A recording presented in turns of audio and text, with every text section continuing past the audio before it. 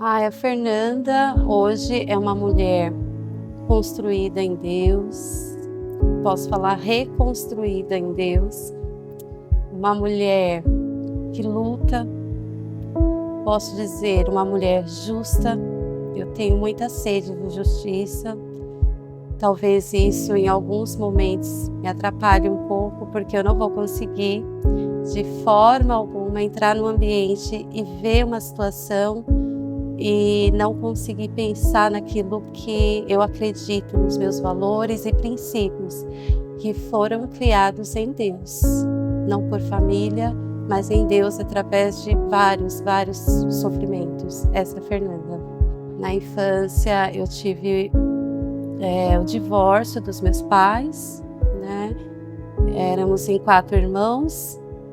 E nesse divórcio, eu fiquei com meu pai e os meus irmãos ficaram com a minha mãe. E sentindo muita falta da minha mãe, indo para a escola, minha mãe que buscava a gente, porém não teria mais isto. E então esse divórcio, ele trouxe todo um transtorno para nossa família. Eu dizia para meu pai que eu sentia muita falta da minha mãe, e aí ele falava que não era para ver a minha mãe, aquela confusão. Enfim, chegou um momento que ele falou: você decide, se você quer ir morar com a sua mãe. Eu decidi ir morar com a minha mãe. Eu tinha cerca de 6, 7 anos. Não lembro exatamente a idade, mas era por volta de uns 6, 7 anos. Minha mãe já estava num novo casamento. Então eu fiquei voltei a morar na casa dela, porém trouxe aí uma lacuna para minha vida, porque tinha muita coisa que eu não conhecia, né? Principalmente entrando na área do abuso, da pedofilia. Não tinha esse conhecimento. Minha mãe estava grávida desse homem, um padrasto, e é onde tudo começou. Então, quando eu digo onde tudo começou, é porque a minha história, eu acredito que ela foi construída a partir daí, desse sofrimento, onde eu descobri o que era um toque, mas um toque aversivo, sendo uma criança. Meu pai, ele nunca tinha me pegado no colo, então o homem me pegar no colo, para mim ali era um gesto de carinho. Não sabia que aquilo ali, na verdade, não era um carinho. E assim começou a acontecer. Senti que aquele toque ele estava me machucando, estava me ferindo de certa forma. Mas eu não sabia exatamente como era isso, como explicar isso.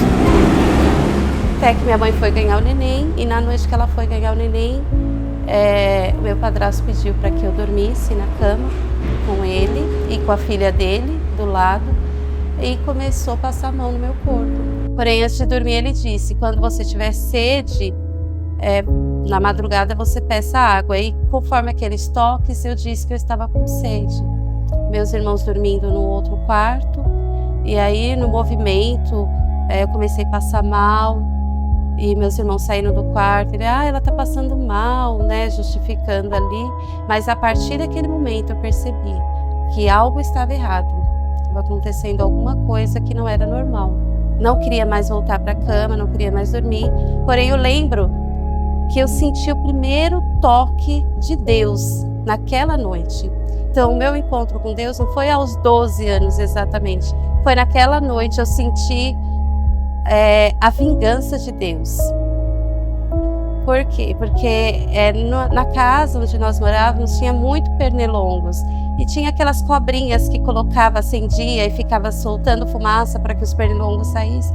E dentro do quarto eu lembro que tinha. E as meninas, as filhas dele, estavam dormindo no chão, próxima ao colchão. E essa cobrinha, né, que a gente utilizava para espantar os pernilongos, estava próximo do colchão delas. E quando nós voltamos para o quarto para dormir, eu disse que eu não queria mais deitar na cama. E todo mundo no seu lugar. Aí meus irmãos foram para o quarto, porque eles estavam dormindo, eu queria dormir com eles. Ele falou: não, você não pode, você é menina. Então permanecemos ali naquele quarto. E eu só lembro da voz do meu padrasto dizendo preto, a gente trata dessa forma. Preto ou nasce para ser escravo ou nasce para ser abusado. E ali eu entendi que eu era preta. Com essa fala, eu entendi que a cor da minha pele havia me colocado numa situação de dor. Então, a partir daquele momento, eu comecei a estudar umas características que me fizessem ter uma pele embranquecida. Eu lembro que ele me ameaçou, falou que eu não podia contar nada para minha mãe. Mas ainda terminando aquela noite, ele tentou de novo, inclusive a roupa, foi ele que escolheu, a roupa era uma saia e uma blusinha para que eu dormisse. Eu estava desesperada.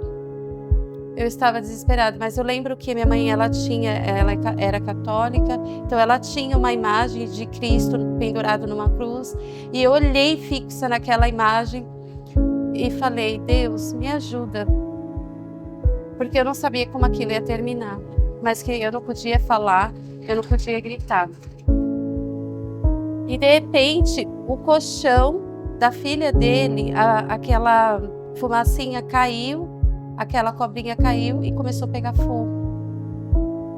E aí tá pegando fogo, saí daquilo ali. Ele ficou assustado também. E eu fui dormir com os meus irmãos. Ele deixou que eu fosse dormir. Só que ele disse: olha, você não pode falar nada, porque senão eu vou matar sua mãe. Então eu guardei aquele segredo dentro de mim.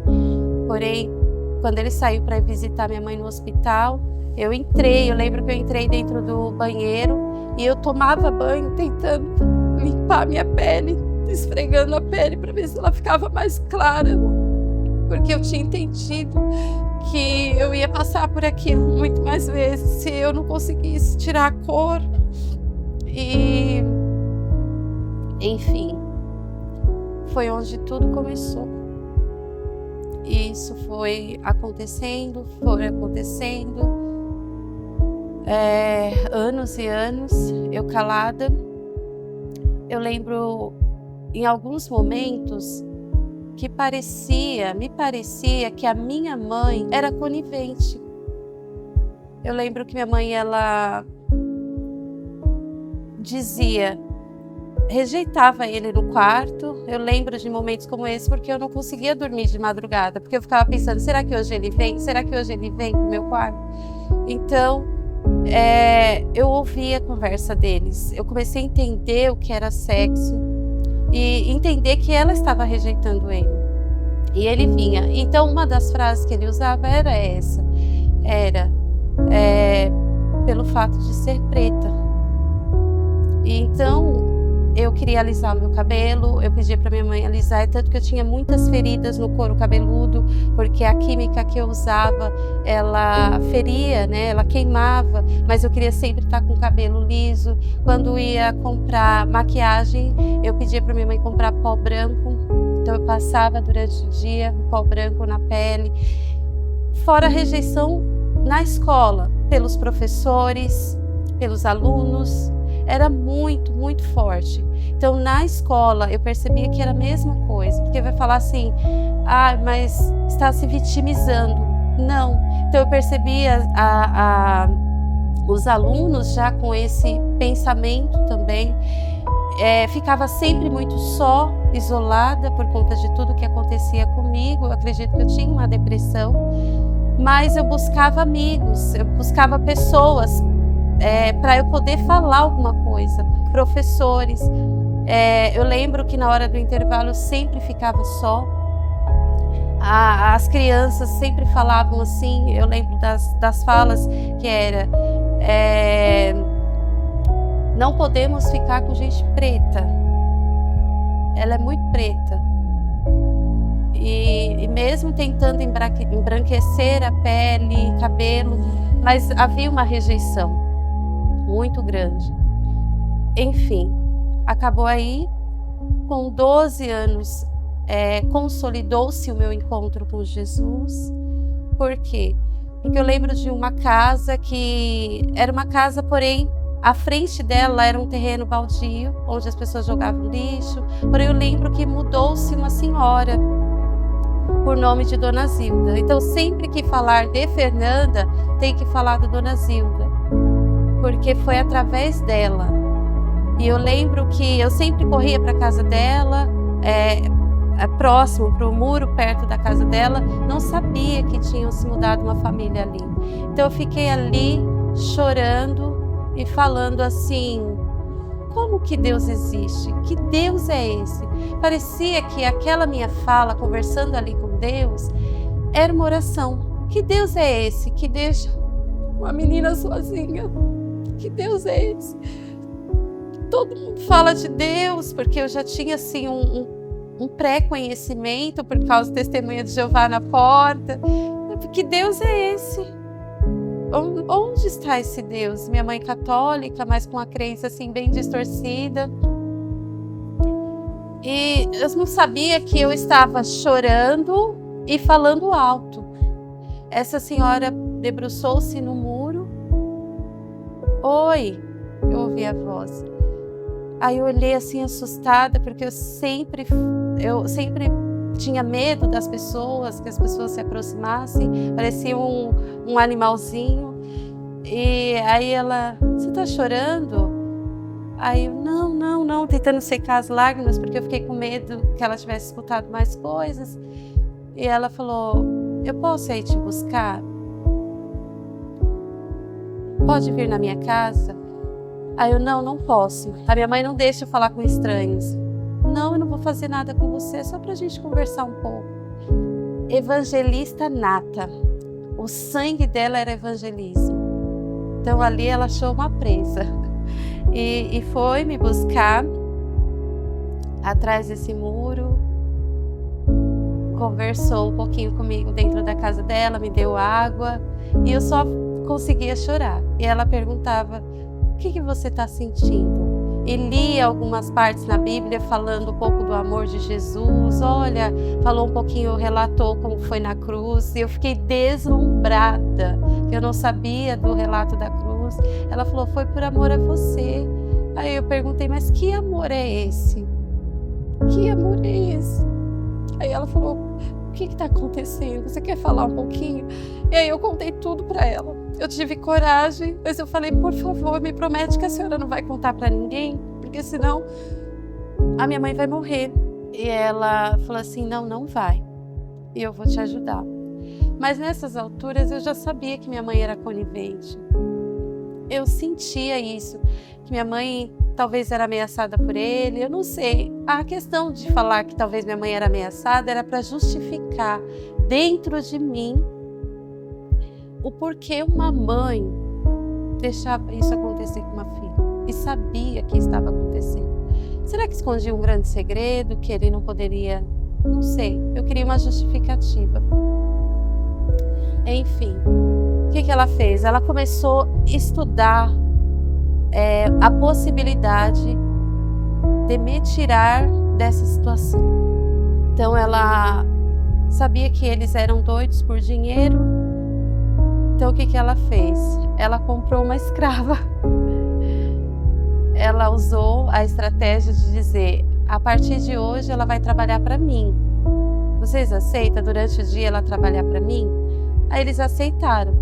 E ela dava o dinheiro para eles, para me tirar de lá. E aí ela foi usando as estratégias que ela tinha, até que um dia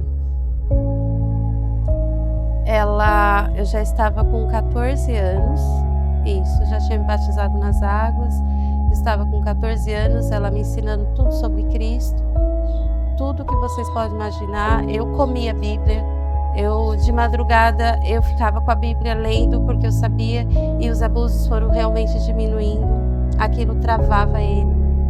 Eu fazia vigílias na madrugada, eu compartilhei com a filha dele mais nova o que estava acontecendo. O que ela fez? Ela dormia comigo na cama, a gente invertia de cama. Quando ele vinha, ele achava que era eu, era ela acordava e me acordava e falava: pai, o que você está fazendo aqui? Então a gente foi buscando estratégias e acredito que foi Deus que foi trazendo. Enfim, resumindo, chegou um certo momento que a dona Zilda, ela foi lá, encarou toda a situação e falou: Fernanda, arruma as suas coisas que você vai morar comigo. Na frente da minha mãe, na frente do meu padrasto. E a minha mãe falou assim: tá bom, pode ir. Ele falou: não, ela não vai sair daqui porque ela é menor.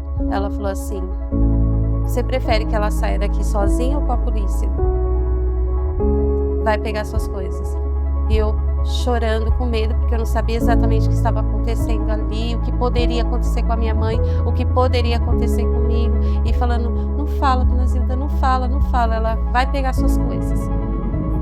Aí me tirou de lá, me segurou pelas mãos. Eu falei: as pessoas não vão acreditar em mim. Minha mãe, para se safar de tudo aquilo, porque as pessoas queriam saber, a casa era próxima da casa da minha mãe, o porquê que eu tinha saído de casa. Minha mãe falou que eu tinha virado prostituta, eu que tinha seduzido o marido dela, e ela tinha me expulsado de casa. Aí eu tive certeza que ela sabia. Certeza. Então, aí começou toda a história em Cristo, porque independente de tudo isso, Ele me resgatou, Ele me salvou. Fez sentido o que era o racismo para mim e o que o racismo ele é capaz de fazer na vida de uma pessoa. Então, eu cresci sem o meu pai, sem a minha mãe. Dona Zilda, ela me tirou de toda essa situação, acreditou em mim, alguém acreditou em mim, me apresentou Jesus e falava o tempo todo: filha, você vai ter que perdoar. E eu ficava me perguntando: como? Eu não consegui. Mas Deus me deu força para perdoar. Passados 5 anos, eu fui morar na casa de uma outra pessoa. Foi toda uma situação. Meu pai veio me buscar falando que eu era menor, que eu não podia ficar na casa dos outros. E, enfim, ele me levou para a casa dele, mas nessas alturas eu já estava perdidamente apaixonada por Jesus. E meu pai, ele não aceitava, de forma alguma, ele não aceitava, né, o cristianismo dentro da casa dele. E aí ele falou: olha, Fernanda, então você vai ter que fazer uma escolha. Eu estava com 16 anos. Você vai ter que fazer uma escolha. Ou você escolhe esse seu Deus, ou você escolhe a mim. Eu falei: eu escolho Deus. Ele falou: então saia da minha casa. Isso era na freguesia do Ó. E eu lembro que de madrugada ele deixou um dinheiro em cima da mesa para que eu viesse, para que eu me viesse para algum lugar. Ele achou que eu não ia ter coragem. E eu tive. Mas eu lembro que de madrugada eu orando a Deus, falando: Deus, e agora? O que eu vou fazer? E eu lembro que eu cochilei. Depois de tanto chorar, eu falei: mais uma rejeição da parte do meu pai agora. Eu comecei a chorar e cochilei, assim. Eu lembro que eu peguei no sono. E fui acordada com a voz de Deus me chamando. Dizendo assim: filha, não temas, porque eu sou contigo. E eu sentei e falei: será que eu ouvi mesmo essa voz? Se é o Senhor que está falando comigo, fale novamente. E eu ouvi de novo: não temas, porque eu sou contigo. Acordei de manhã, esperei meu pai sair para trabalhar, peguei minhas coisas, uma bolsa e voltei para Itaquá, porque eu sabia que a história não tinha terminado. Fiquei na casa de uma pessoa, de uma família, por 5 anos. Depois eu fui morar sozinha, mas eu nunca deixei de servir ao Senhor a partir disso. Nunca deixei de estar na igreja, de agradecer ao Senhor por tudo que Ele estava fazendo por mim. Fui terminar os meus estudos, terminei o ensino médio, mesmo morando só. Depois veio no meu coração o desejo de fazer uma faculdade, porém não tinha dinheiro para isso. Me casei. Porém, o racismo estava ali. O racismo é real, ele existe mesmo. Então eu tive que me posicionar, eu tive que ter uma voz de fala, mesmo acuada, mesmo com medos, traumas, dores, feridas abertas. Porém, agora, com Jesus ao meu lado, com Deus ao meu lado, é onde tudo fez total diferença. Porque eu senti que eu precisava liberar o perdão para minha mãe. Eu precisava partir daquilo ali, mesmo casada, eu precisava voltar. Eu voltei. Fui lá na casa da minha mãe, mesmo com os medos, ela me recebeu, mas me recebeu de uma forma fria, porém recebeu. Nesse percurso eu engravidei. Quando eu engravidei, a minha mãe se aproximou de mim. E se aproximou muito, fazia coisas para minha filha, comprava coisas. Eu falava que ia ser uma menina, ela acreditava, a gente nem sabia ainda qual era o sexo. Porém, ela se aproximou. O que eu percebi? Que minha mãe tentou fazer pela minha filha o que ela não fez por mim. Mas eu tinha medo, Minha filha nasceu, claro. Ela falava, deixa a Laura vir aqui. O seu marido tá aí? Não. Tá bom, então eu vou deixar. Aí eu deixava. Mas ia buscar depressa. Porém, aquilo foi lapidando essa liberação de perdão. Foi lapidando. Até que um dia, ela me pediu perdão, eu pedi perdão para ela. Só que nesse dia eu fui ficando até tarde, fui ficando ali com ela, até que o meu padrasto chegou. E ela, filha, não vai embora, almoça com a gente, ele não vai falar nada para você. Naquele dia, o Senhor falou, o Espírito Santo falou dentro de mim, você é forte e você vai conseguir perdoar ele. Eu falei, como que eu vou olhar para esse homem? Ele entrou, minha filha estava no sofá, ele cumprimentou minha filha. Minha mãe já estava com a mesa posta, mas eu percebia que ela tremia bastante, ela tremia, com medo da minha reação. E o Espírito Santo falando comigo. E dizendo, prepara uma mesa. Você vai sentar nessa mesa. E eu sentei na mesa, de frente com o meu abusador, de frente com o homem que destruiu a minha infância, que me causou medos, traumas. Eu sentei de frente com ele. Mas quem estava sentada de frente com aquele homem não era uma menina, não era uma mulher, era uma menina, porque eu me vi na minha infância. E eu olhava para ele assim, e vinha uma mistura de medo e força. E ele olhava para mim, falava sobre outras coisas, mas as lágrimas desceram. E eu olhei bem dentro dos olhos dele, já com a minha filha do meu lado, sentada também à mesa, e eu disse para ele, eu te perdoo. E o Espírito Santo falou, fala de novo.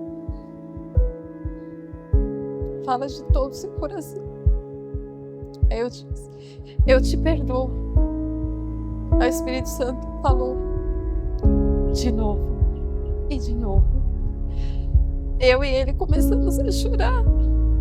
A minha mãe também.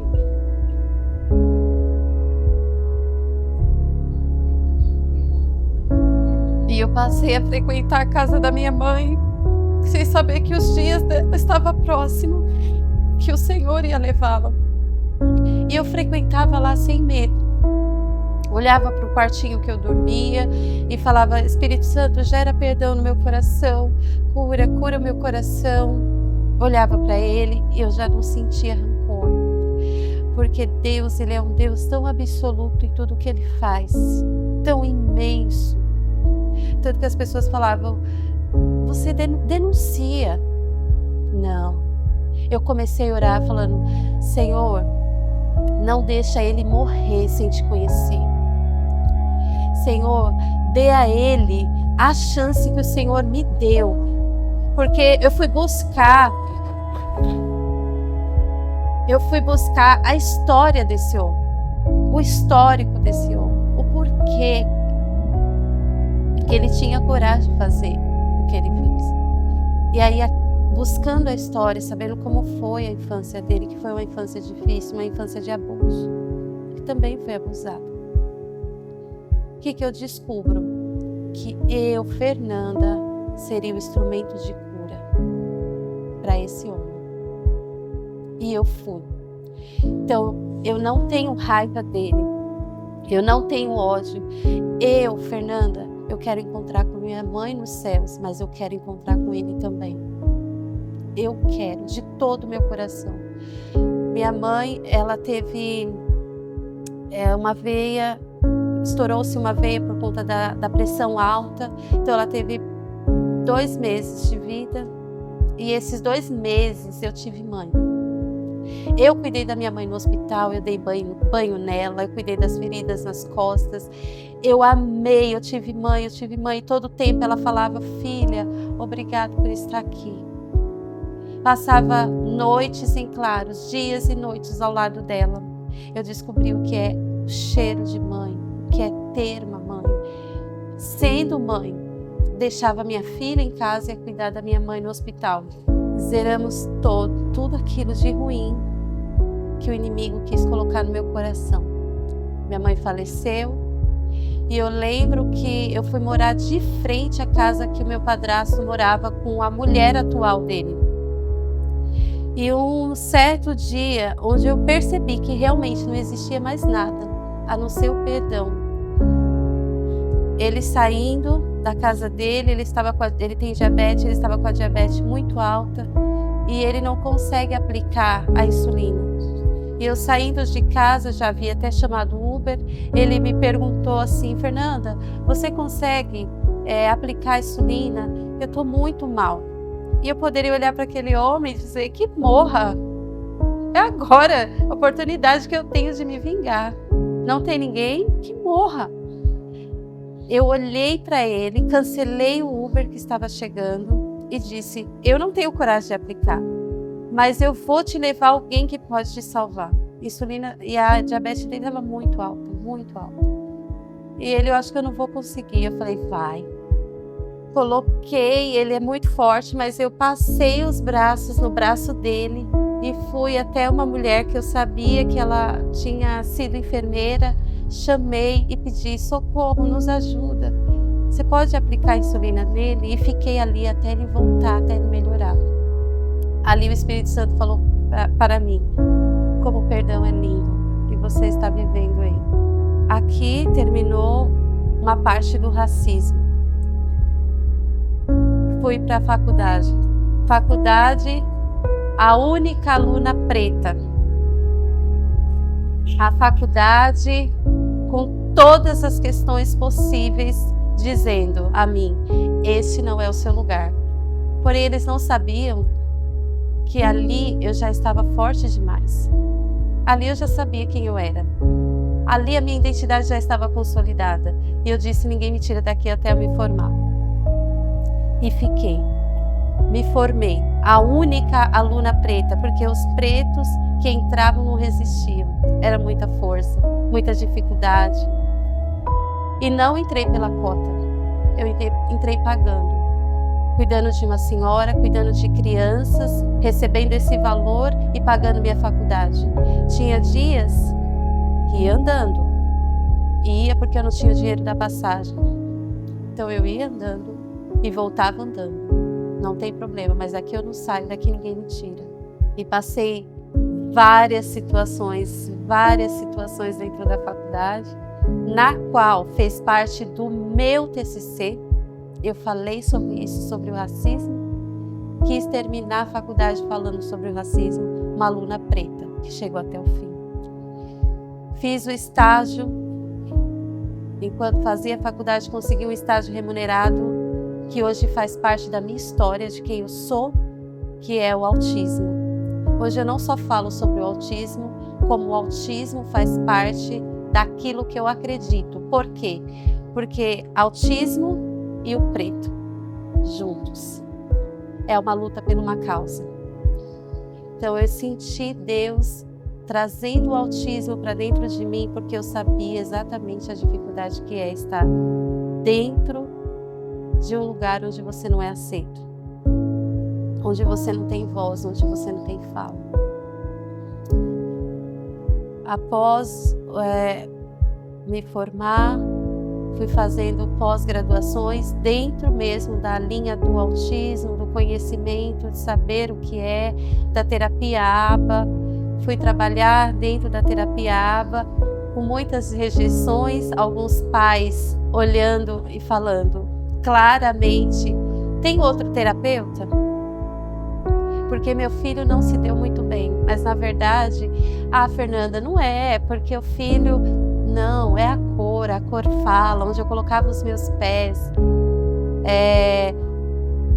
Eu sabia que a cor estava ali. Porém, isso não me intimidou.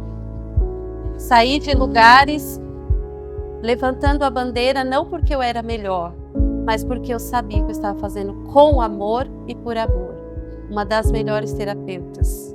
E recebendo, sim, diplomas como uma das melhores terapeutas. E saindo de lugares com a minha cabeça erguida. Porém, com várias dificuldades de entrar, várias dificuldades de ser estabelecida em lugares por conta da cura. Um dia desses, estou numa loja de utilidades públicas, percebi o segurança atrás de mim, eu estava com a minha pastora, percebi o segurança andando de um lado para o outro e fingindo que estava falando no celular, mas observando demais. Minha filha, que já tem os traços, que já conhece, sabe da história, falou: mãe, eu estou tendo uma leve impressão. Eu falei: não é impressão não, ele está nos vigiando. Só que agora eu sei me portar, eu sei exatamente qual é a voz e o que eu tenho que falar, o que eu tenho que dizer. Então eu cheguei no caixa, na hora que eu fui abrir a bolsa para pegar a carteira para pagar o que eu tinha pegado, que eu tinha comprado, eu disse assim, abri a bolsa, mostrei para moça do caixa e falei: olha, aqui eu só tenho as minhas coisas. Isto eu vou pagar com meu dinheiro. Fernanda, mas hoje não precisa mais se expor. Precisa. Não expor o outro. Não expor aquele que está me tratando mal por conta da minha cor. Não. Mas eu preciso hoje ser uma voz para os pretos que estão acuados e não têm coragem, com medo da polícia te tirar de lá de dentro sem saber qual foi a questão, se você roubou ou não. Então eu disse bem alto, e ele atrás de mim ainda, eu disse assim: eu não peguei nada, porque eu não preciso pegar nada. Tudo que eu pegar hoje eu posso pagar. E ele persistiu ali olhando. E eu fui mostrando tudo, tirei o sapato, meti na roupa. Nada. Olha aqui minha bolsa, é meu. E a moça constrangida do caixa, falando: calma senhora, não, ele só está fazendo o trabalho dele. Qual é o trabalho dele? Qual é o trabalho dele? Me diz qual é o trabalho dele. Porque eu sei qual é o meu trabalho. Guardei minhas coisas. A minha filha: sim, mãe, deixa tudo aí. Não leva. Eu falei: vou levar. Eu posso levar. Hoje eu posso comprar. Eu vou levar, filha. Fique tranquila. Guardei, peguei nossa sacola, saímos. Pastora, meu Deus, como pode? Eu: pode. Mas agora acabou. E mesmo assim ele não se intimidou, nos acompanhou até o final, a saída da loja. Porém, antes eu saía de cabeça baixa, com medo até de levar o produto. E a polícia me abordar. Hoje não. Hoje, se eu não conseguir entrar no banco, porque vai apitar N vezes, porque apita mesmo, o sensor vem Eu vou entrar. Antes eu desistia de entrar. Antes eu tinha medo até de pagar uma passagem. Eu vou entrar, porque hoje eu sei quem eu sou. Então eu vou entrar. Eu vou entrar em lugares nas quais as pessoas vão olhar, mas eu vou entrar. E hoje o que eu faço com essas pessoas? Como que você trata essas pessoas, Fernanda, hoje? Qual é seu posicionamento com o branco, que se acha branco? Eu amo. Eu amo. De todo o meu coração. A mãe que pede para que o filho não passe comigo, eu mostro para ela, eu passo a amar essa mãe e digo para ela, eu vou fazer o melhor pelo seu filho. Eu vou fazer o melhor pelo seu filho, pode acreditar. E essa mãe começa a me amar além da cor. Essa mãe é quem me manda mensagens todos os dias dizendo: eu preciso de você na vida do meu filho. Todos os dias eu recebo uma mensagem de bom dia. Porque eu mostrei para ela a cor, ela pode mostrar, mas existe alguém aqui dentro que vai além da cor. Hoje eu faço questão de mostrar para esses que existe algo além da cor. Eu faço questão. Fernanda, rejeita, porque o mundo pede para rejeitar. O mundo pede para a gente ir lá nas redes sociais escrever, olha o que fizeram comigo. Não, a rejeição não é o meu remédio. O remédio que Ele colocou dentro de mim é o amor. Então é o amor que eu posso dar. Então hoje eu tenho uma filha com a pele clara, com os traços de preto, que sofre porque tem os traços de preto, porém a história dela é dentro da história da mãe, é dentro da história que eu carrego. É ela que vai fazer pesquisas e reconhecer e conhecer qual é a nossa história. Nossa, mãe, como o nosso povo sofreu. Sim, como o nosso povo sofreu. Porém, hoje, o nosso povo tem um Deus, tem um Rei que venceu na cruz. Inclusive, por quem nos rejeita. Trouxe um texto que faz parte da minha história,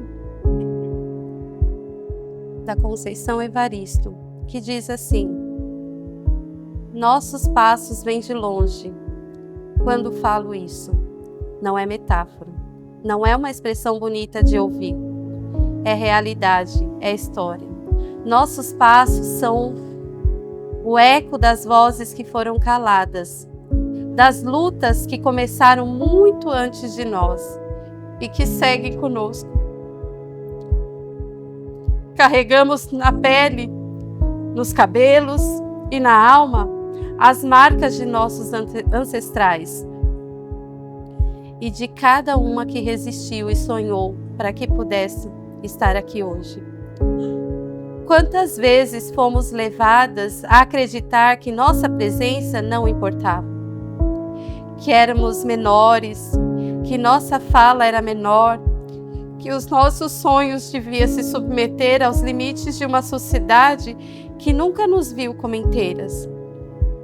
Mas, ainda assim, seguimos. Aprendemos a ler o mundo com o olhar afiado da sobrevivência. Aprendemos a escrever nossa história com a tinta da resistência.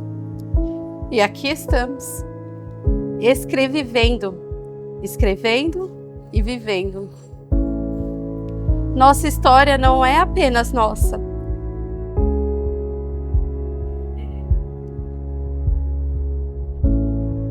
Ela pertence a cada um que já sofreu, a cada um que lutou, e a todos aqueles que virão. É uma história tecida por mãos firmes e corações persistentes. Uma história que exige ser contada em voz alta, que grita contra o silêncio imposto. Não estamos aqui por acaso. Nosso caminho é feito de raízes profundas e asas largas. Quando escrevemos, quando falamos, quando ocupamos espaços.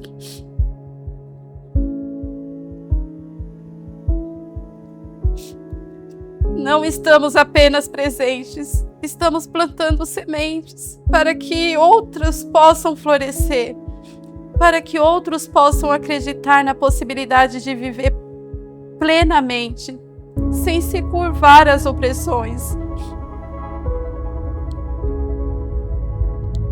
Que cada passo nosso seja uma promessa, a promessa de nunca mais nos deixarmos apagar.